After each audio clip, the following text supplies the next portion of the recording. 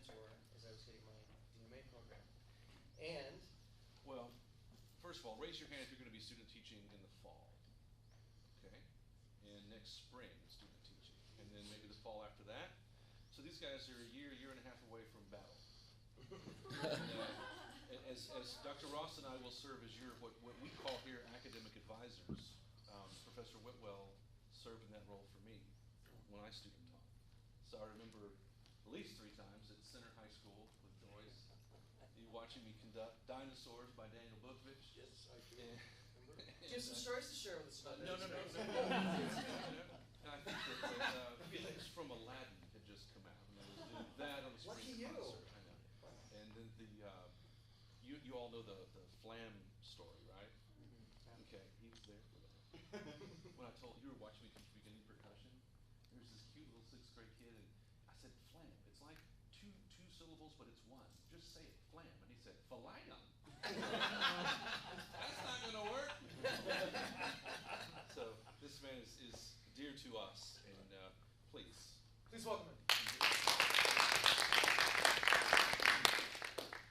So, ask away. Yes, and I should tell you, this is a hearing aid device. I have old band conductor ears, and sort of shout your questions at me. Nice and loud.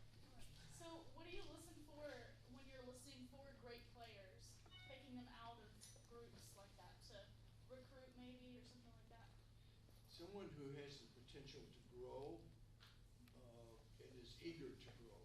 I mean, it was the same when I was recruiting graduate conductors.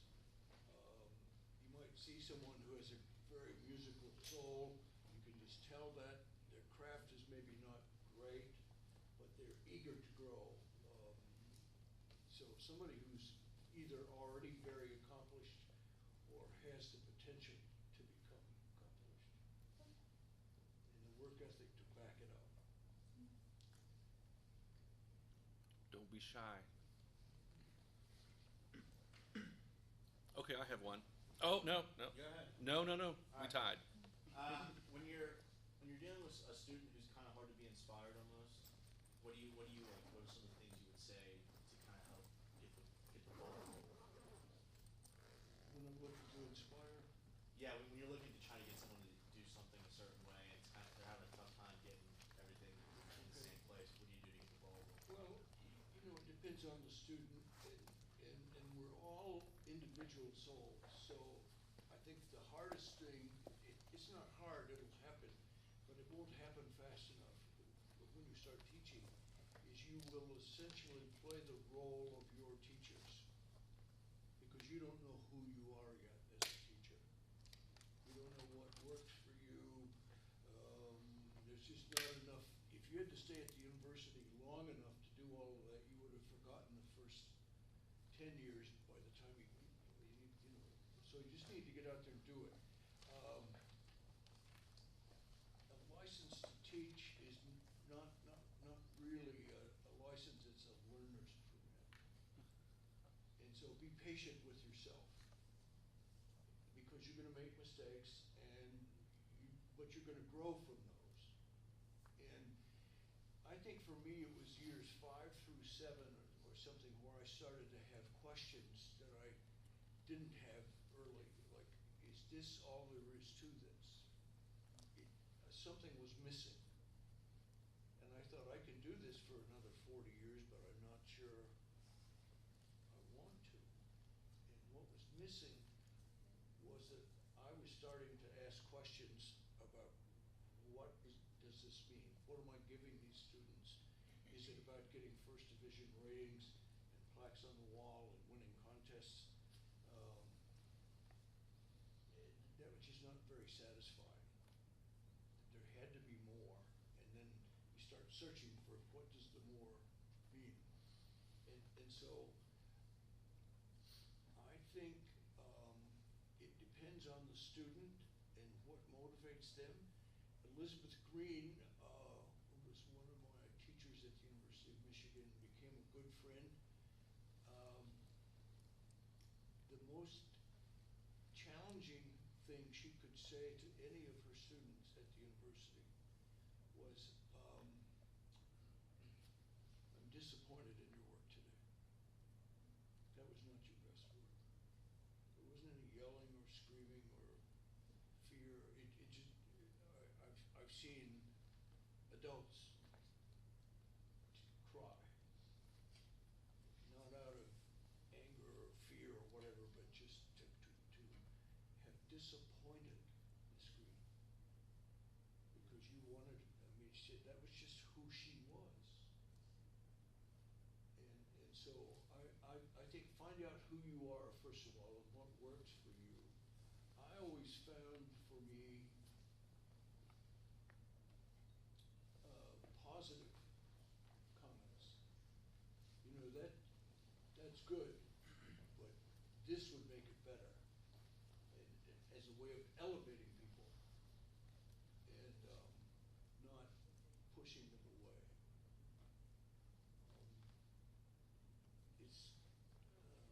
I hope I've answered the right question. Yeah, that's right. Tell them what they can do better and how to make it better. We were just talking about Mr. Huset today, the Pulitzer Prize winning composer who lives in Apex, North Carolina. When he came to work with my band in Texas, we were getting ready to go to a national convention, and he was going to conduct music for Prague. And he would say, "Oh, trumpets, that fanfare near the beginning, that was terrific. On a scale of 1 to 10, that was an 8." And they're going, "An 8? We thought it was really pretty good." He said, "The only thing that would make that better is if you got the bells up over the stand completely, and if you made it larger, keep the core of the sound really solid, but if you just gave me more sound. Let's do that again." And he'd say, "Do you hear the difference, everybody?" He'd say, "No, that was a 9. And the only thing that would make that a 10," and then he would go and tell them. And then he would say, "I was a trumpet player. Maybe you didn't know that. But that, you know." And then in the second movement, with the saxophones and low reeds carry the aria, he would say, "Saxophones, that's fabulous. That's an 8.5." And I don't know if you knew it, but I was a saxophone player. And if you had a string choir from the greatest orchestras in the world using a lot of vibrato and just pouring it on, that would make it even better. Do it for me, seconds. And he would change their sound, their whole concept. He did that. He told them he played oboe. He was really a violinist. And the band, when they caught up with him after about the 5th instrument, he said, "Oh, you caught me." Well, it didn't matter because he had inspired them. That was who Karel Huset is. He's the most gentle, artistic soul on the planet. I don't know another one in his category. Yeah, I think he's 95 years old now. And but only he can do that. Now you will see teachers, some of your teachers, and you will witness other teachers who do a certain thing, and you think, "I'm going to steal that." It's fair game. Go for it. Try it out. If it works for you, use it. But it has to be believable. And I think it took me, it started in years 5 through 7, and it probably went through year 12 or 13 before I really started to know who I was and what worked and what I needed to let go from my earlier work. Because that wasn't me, that was me playing a role of somebody else. Okay. Does that help?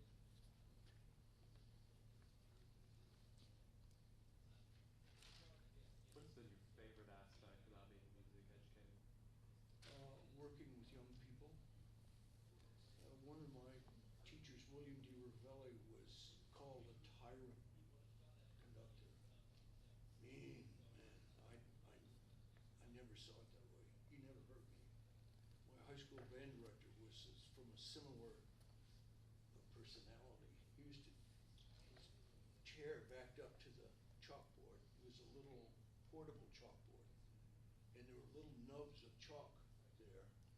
And he didn't throw those away, he left them on the tray.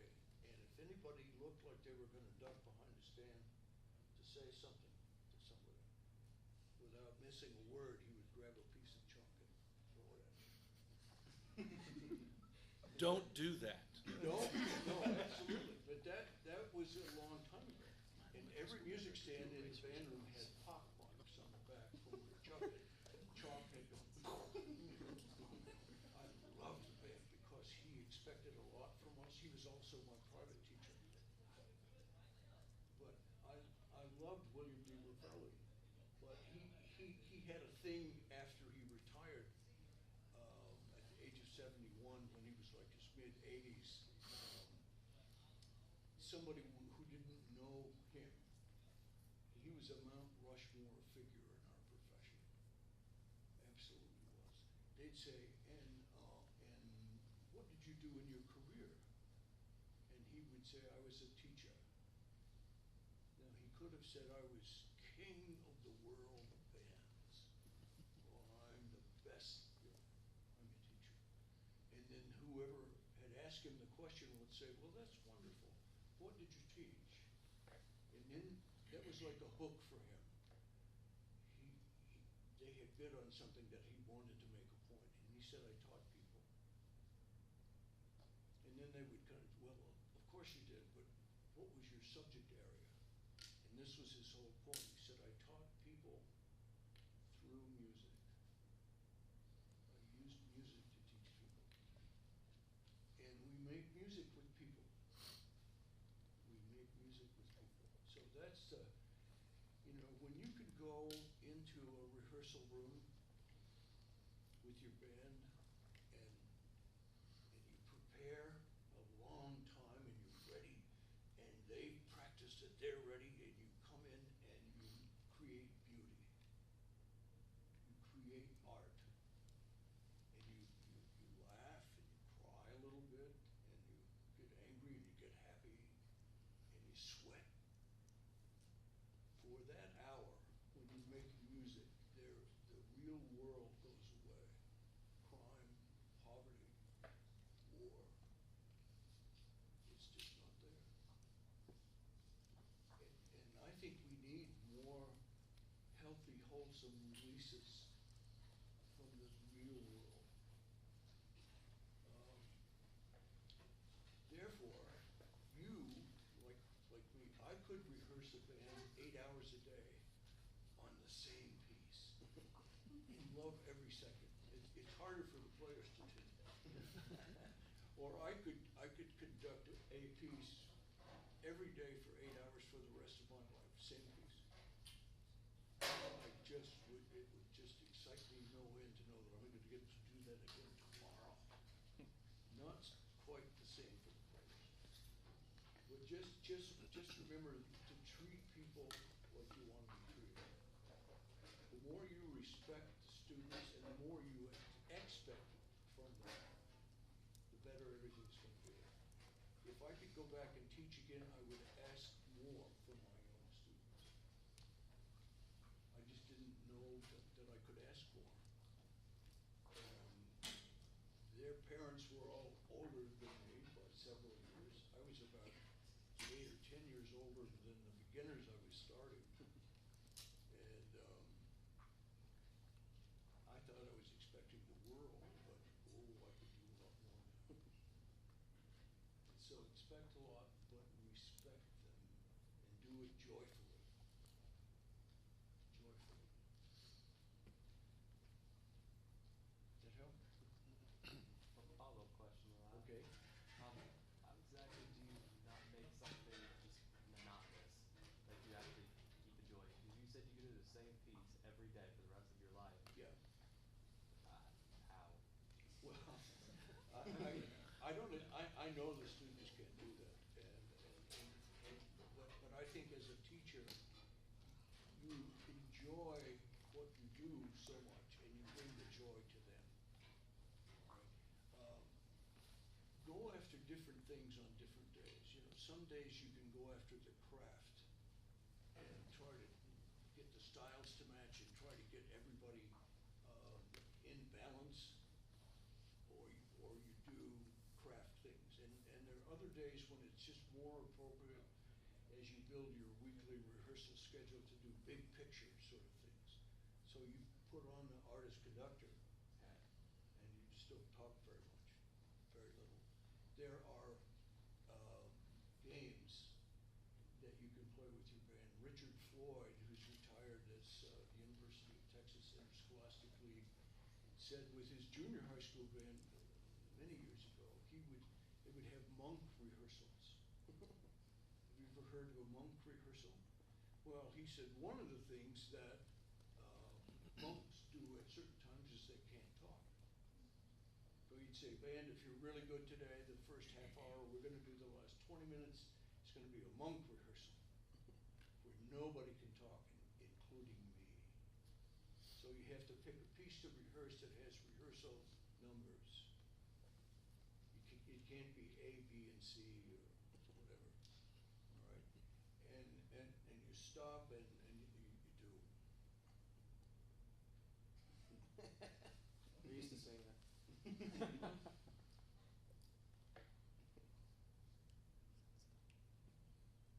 And he said he's seen junior high kids tell each other, don't talk. Well, that's not a bad thing, is it? And you're building non-verbal communication. That's a great thing also. Because that's what we need to do more of. Our profession is too verbal. Our teachers have been too verbal, and we have become too verbal. So we stop the band, tell them what to do, and then go back and do it again. Your generation will probably be the first of the master teacher non-verbal communicators, artists, who can do an entire rehearsal with a junior high band and just end the rehearsal by saying thank you. I'm not having to. So that means we have to have better conducting skills. And we have to teach them what our conducting skills mean to them. So it's more nonverbal. Most of our conductors are too verbal and too active at the expense of the student. And the students become passive. If we could create a vacuum in this room, and as a teacher, I could lean back and give you the desire and the skills to do more things for yourself, you would come into the vacuum. But most of us, as teachers on the podium, we fill the vacuum. There's no room for the students except to do as they're told. Mark this. Percussion! I've been there. So, I forgot what the question was. You had a follow-up question. You answered it. Okay, all right. So it's important to have high expectations for our students, but how do you balance having high expectations and like getting the most out of your students with the limited time you have in rehearsal? Well, everybody has limited resources. Time is a resource. Money is a resource. Enough faculty to do a comprehensive effort. One of the reasons I think the Texas public school bands are so strong is they have more resources. They've created those over a century. An average large high school has 4 conductors, full-time in the building. One is a percussionist, and there's a brass, and then there's a woodwind, and then there's the head person. And they have more rehearsal time. They have bigger rehearsal halls. They have a bigger budget. They have a private lesson program that goes on. Kids get up out of rehearsal and walk out and go and get a private lesson. And then come back. So the resources of time and money and all those things. Part of our job is enhance our resources wherever we go. So if you don't have a private lesson program, try to figure out how you can start one. As an example, my first job, we were 30 miles from East Lansing and 50 miles from Ann Arbor. There was one private teacher in our community that was acceptable. The bassoonist, the band director at Jackson High School, David McCoy. And so he said, if you'll teach my trombones, I'll teach your bassoons. Yeah. So it took a couple of years in building attitude and so on that we brought in a carload of students from each of those universities, Michigan State and Michigan. Tuesday nights, it was in the junior high band room because we had enough practice rooms that they could do that. And to really get it started, I went to Susan Brown, the best flute player at the junior high school, and told her I was going to do that, and I was going to call her mother, and I called Mrs. Brown, and I said, I would like to talk to you about this lesson program we're starting. Susan is an excellent player, and she is already able to do what I'm teaching the students now, and not all of them are able to do it. And I can see her getting bored, because in this 80-piece junior high school band, there's a lot of different levels of ability. So she would be a great candidate to take lessons. The band parents are going to subsidize this by paying half of the cost of the lesson. So you're going to get a university scholar, either a Wolverine or a Spartan, and at half price. Absolutely, I want to do that. Well, then when Susan starts taking private lessons, all the flutes need to take private lessons. They go home and say, Mom, I'm getting behind. Susan's getting better. That's just how it works. So if you get a few kids started, and you start, everybody hears them just getting better, then everybody wants in. So I think that's a resource that doesn't exist in many schools when you go there. But I'm sure that the conductors here could help you with some names of seniors, graduate students, and so on. How many of you have taught private lessons in your life? Almost everybody. Do you remember how much better you started playing when you started teaching? What's wrong with having high school students come to the middle school and demonstrate some things, or to do lessons? Between the 7th and 8th grade in River Rouge, Michigan, my teacher, Matt Carr, who was my band director and my private lesson teacher, he had a 2-week summer band program in Richmond. And this was a very blue-collar, brown-collar, gray-collar community. And he said, I assume you're going to be in the summer band. I said, oh, yes, absolutely. And he said, I want to pay your tuition for the summer band if you will assist me teaching the younger trombones. And it scared me to death, because I was not a person who wanted to speak in public. I was not a person who, I was afraid to go to church because they'd ask me to do something in public, and it made me nervous. I still went, I didn't have a choice. But I thought, because Mr. Carr asked me to do that, he must think I can do it. And it was the most exhilarating thing I'd ever done with my trombone.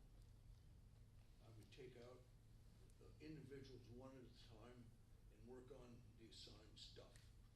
Or I would take out a player and we'd play duets, sight read duets.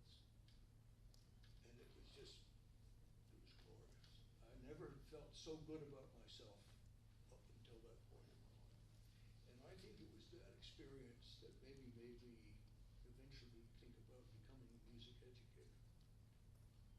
That was a resource, And it was a teaching tool of using someone who's a little older, but with whom the very young players can identify.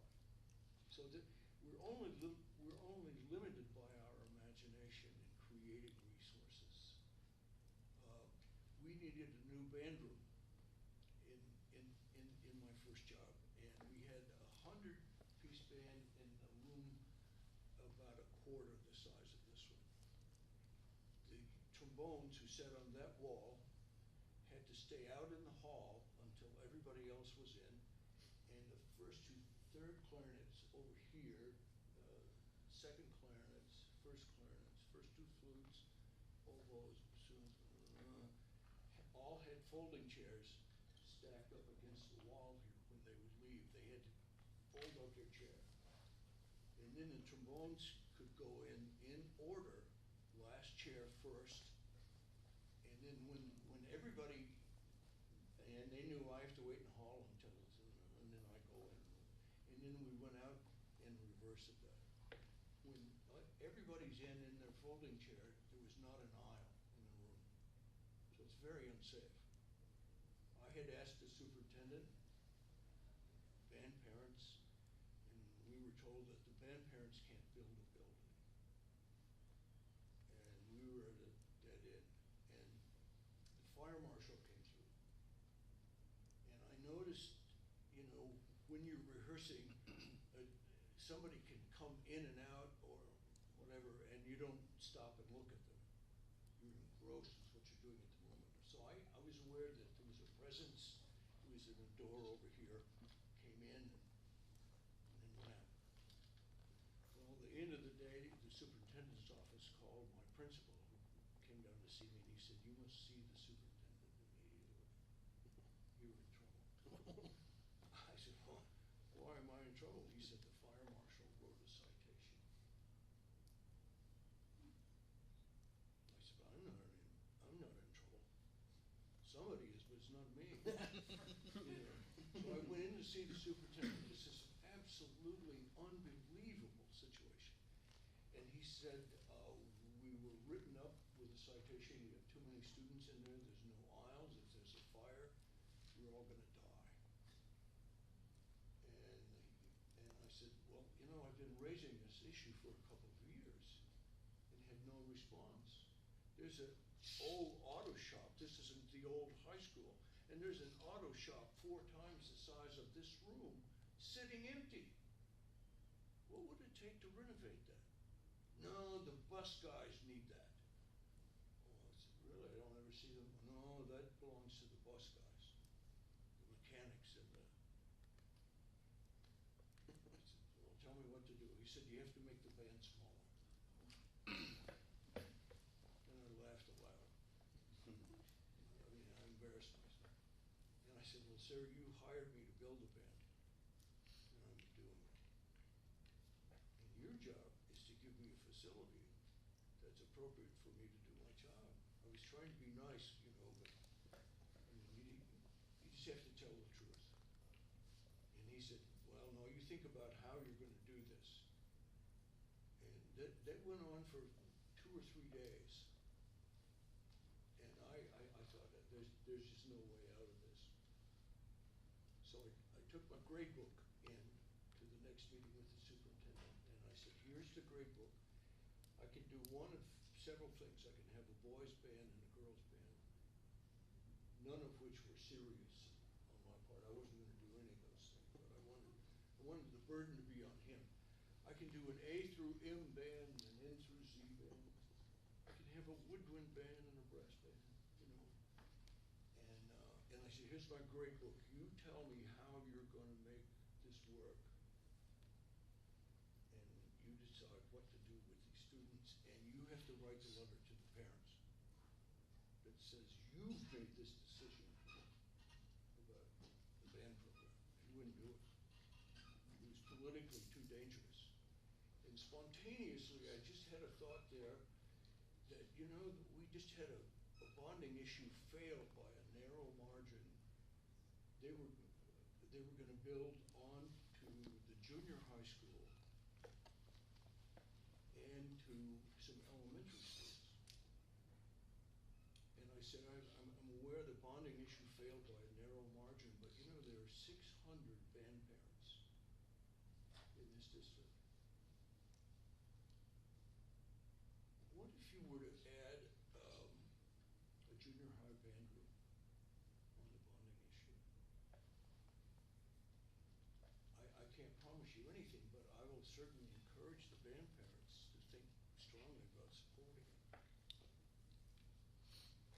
And maybe some of them who voted against it last time might vote for it, or somebody who didn't care enough to vote will vote.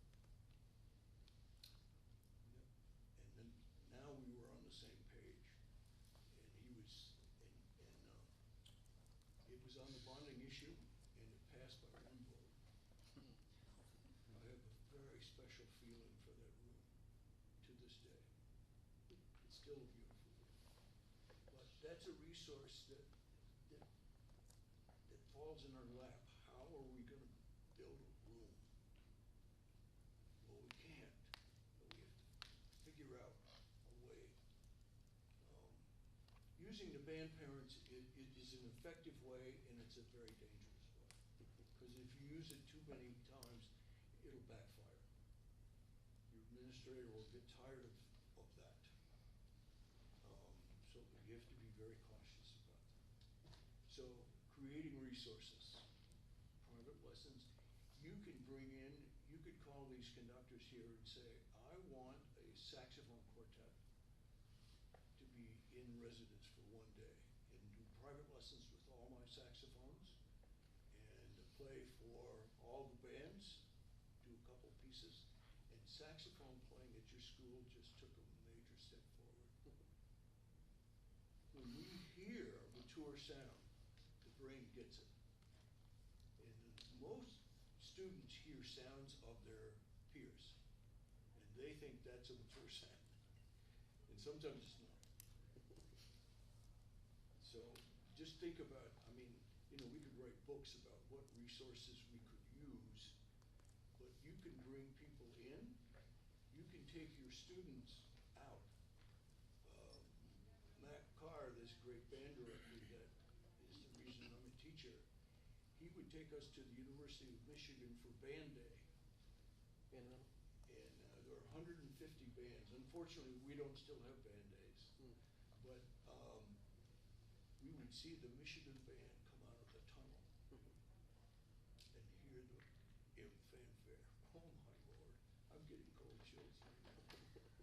And William B. Ravelli is on his tower with his funky Wiccabean cap. You think, I want to be in that band. And then spring semester, he'd take us to a concert in Hill Auditorium at the University of Michigan. And I remember it was one of the Bach pieces. I think it was the Toccata and Fugue in D minor. I thought, this is the band that's going to welcome us all to heaven. This is what the music's going to be. And it changes your soul and what it means to make music. So that was a resource that we loved. I remember the first time we did that, and we all had to get on buses. You know what I was thinking? It wasn't about the Michigan band. I wanted to sit next to a particular clarinet player. But when I heard the band, I kind of forgot about the clarinet player.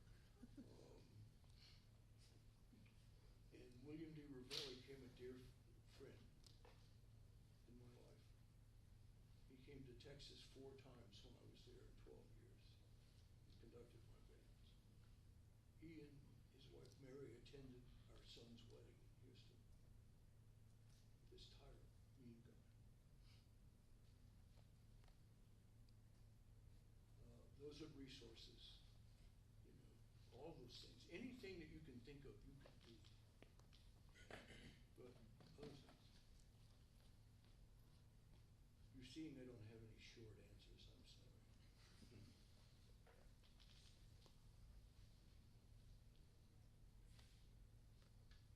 Don't be shy. Okay, I have one. Okay. For some of these students who are not certain if they want to teach middle school or high school when they get out, what are some valuable tips you could give them about the pros of teaching middle school, teaching beginners? I think you really learn your craft when you work with young people. If you're gonna start beginners, my first 2 years I started all beginners. And then I got all those kids I'd started the first 2 years back in the third year in a 7, 8, 9 junior high school. And I learned immediately that I was a bad clarinet teacher. I didn't have good clarinets, and I didn't know why I didn't, but I started trying to figure it out.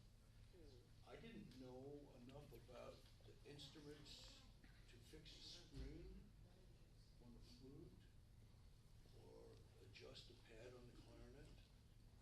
There was a young man and his wife opening a music store several blocks from my elementary school.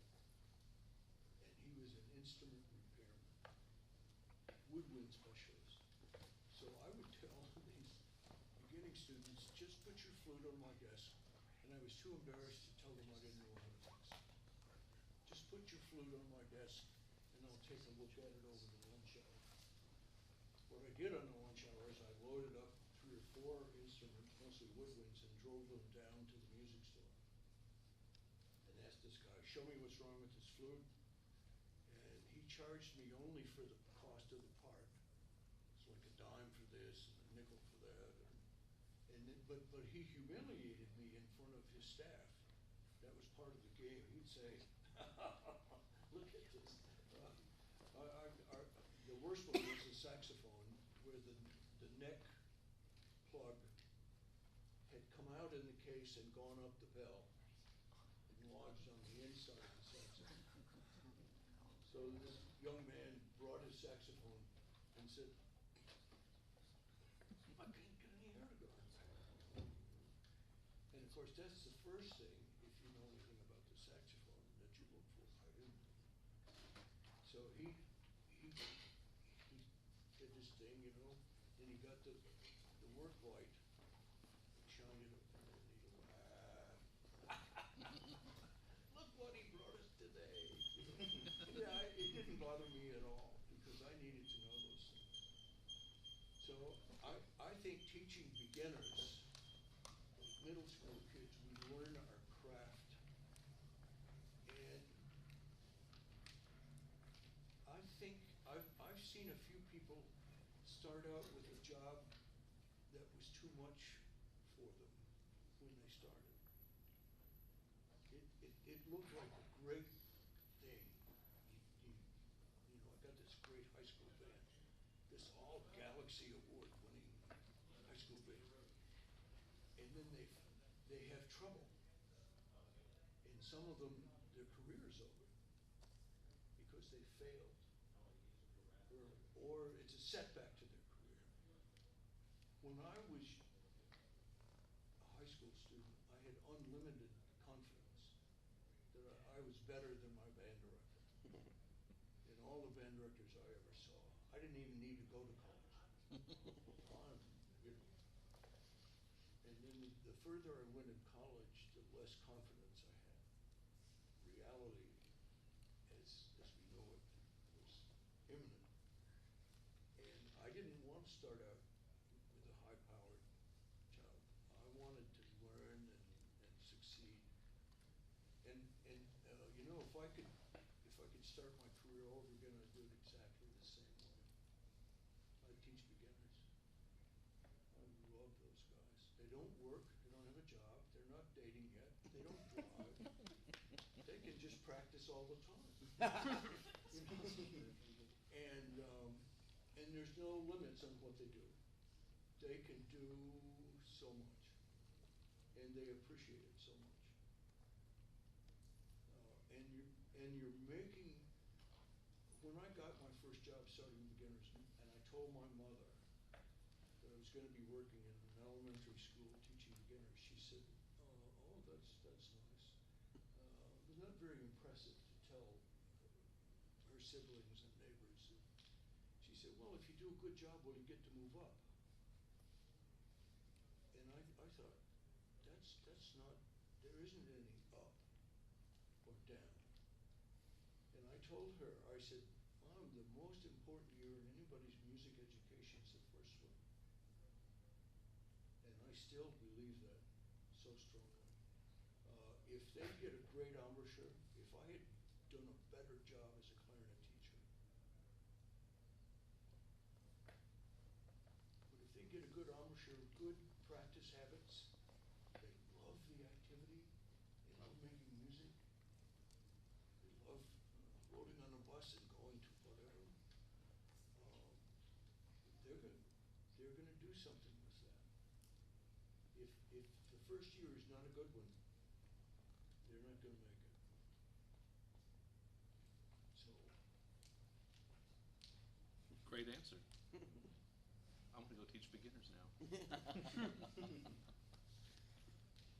About 10 minutes, guys.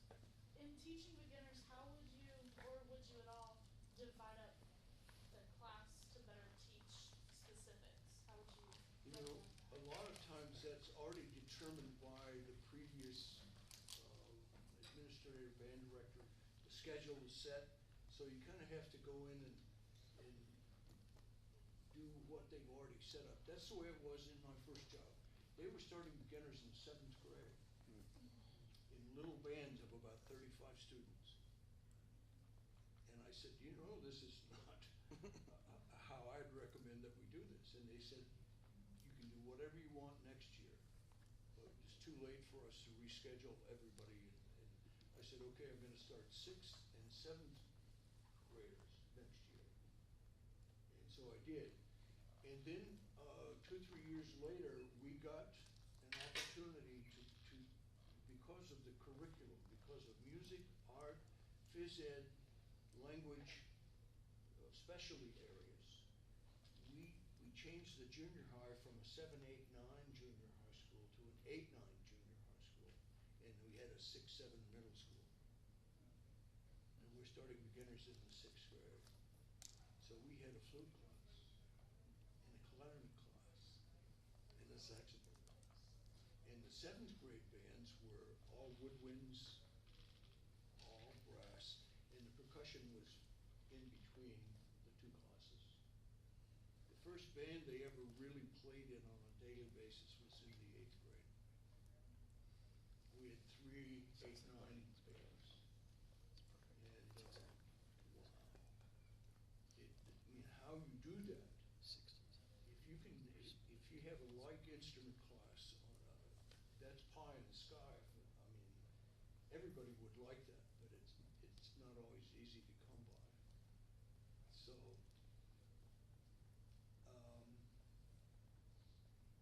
I would prefer, if it were me in a normal situation, I wouldn't start tubas and euphonium players. I'd start a lot of cornets. I wouldn't start a tenor or bari sax or bass clarinets. I would start oboes and bassoons and horns. I mean, a lot of people have different ways of doing that. Dr. William D. Raffelli, when he was in Hobart, Indiana, for 10 years, he started 4th graders in groups of 4.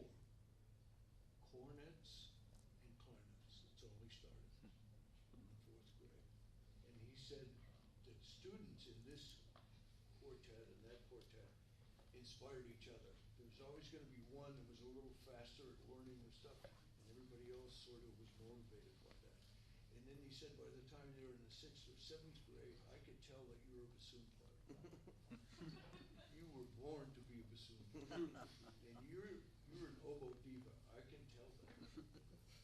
And you're obviously a trombone player. My band director, I don't remember being fitted. He just said, you have unusually long arms. I think you should play trombone. I'm sure there was more to it than that. So, you'll have to embrace what's already there for a year or 2 and then start manipulating to improve it. And it needs to be an improvement for the classroom teachers and for the administrators as well as for the band and for the students. Because they're not going to agree to do things that are not in everybody's best interest. So, follow-up question, did professionals and then the woodwinds versus brass and then percussion, did they have an expectation of what it would sound like when they all came together in 8th and 9th grade, or was it just? Yeah, in the 6th and the 7th grade, when the 6th graders performed, the flute class would play a tune or two, and the clarinets would play a tune or two, and then on the gym floor, I mean, they're all here, they would do a couple of full band pieces. It was awful. But the parents thought it was the greatest thing. I mean, they were like 250 beginners on the floor. And then the 7th grade, we do the same thing. The woodwind choir, the brass choir, the percussion ensemble, and then we do 3 or 4 full band pieces that they would rehearse separately on their parts. And then we do one after school thing or lunch hour thing where they could all get together. Yeah. How did you interact with instruments or family instruments that you were not comfortable with? The quality of instruments. How did you interact with the different kinds of instruments that you were not comfortable with? Because you said you played trombone, so how did you interact with Well, flute? like here, you're going to have methods classes, and you need to take those very seriously. I think I didn't have a very good clarinet class at my university, and that's why I did well on everything else.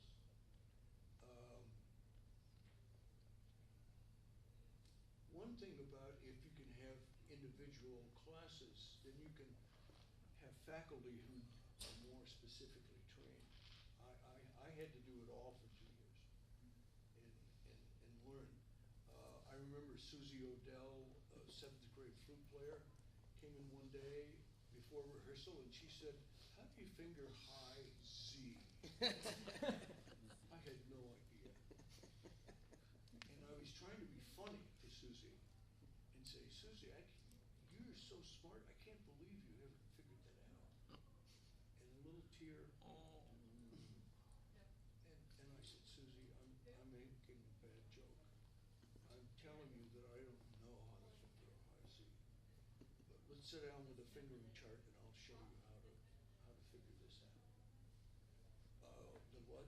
I taught beginners 1 year in Ann Arbor when I was at the high school. And I had a trumpet player, Brian Weinberg, who's Dr. Brian Weinberg now, and teacher of trumpet at Rowan University in New Jersey. Brian he made me believe in reincarnation. He was really Mozart in another life. Smartest little 5th grader I think I'd ever seen. Politest, he always was overdressed. His mom was an attorney and his dad an engineer. And Brian was so far ahead of my brass class at that elementary school that I called his parents. And I said, I'm afraid he's going to be bored because he can do everything that no one else can approach right now. And his mother said, "What should we do?" And I said, "We should get him a private teacher. And so he can move ahead at his own pace." And I got Guy Bordo, a fabulous high school trumpet player who was then at the University of Michigan. And Brian, we had an enrichment book that had little solos and easy piano accompaniments. And I said, "You have to give me one class notice before you do this, but you can play, we'll do a little recital on any Friday when anybody wants to play one of these pieces." And I said, "I'll learn the piano part. I'm not a pianist, but I'll And I taught them how to be a good audience and how to applaud and how to take a bow. How many times you go to a recital, even at the university level, and people take a bow with their feet this far apart, or they do the bird with the big beak bow. Anyway, we did that, and it was about second week of class. Brian came in and he said, I'm going to play Friday." I said, "Good, what are you going to play?" He said, "The Bear Went Over the Mountain." I said, "Brian, we're still buzzing G in the mountains." I said, "Brian, we haven't learned almost gave me this most incredulous look. And he said, there's a fingering chart in the book.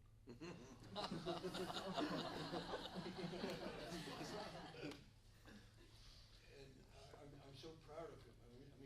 I mean, his parents had a beautiful child, but I think sometimes we make it harder than it needs to be. If you can create an atmosphere where they're desiring of doing more, they'll do more. Are we out of time? Unfortunately, we are. Just about, yeah. Say again? Unfortunately, we are. Okay. Thank you so much for being with us Thank today. you.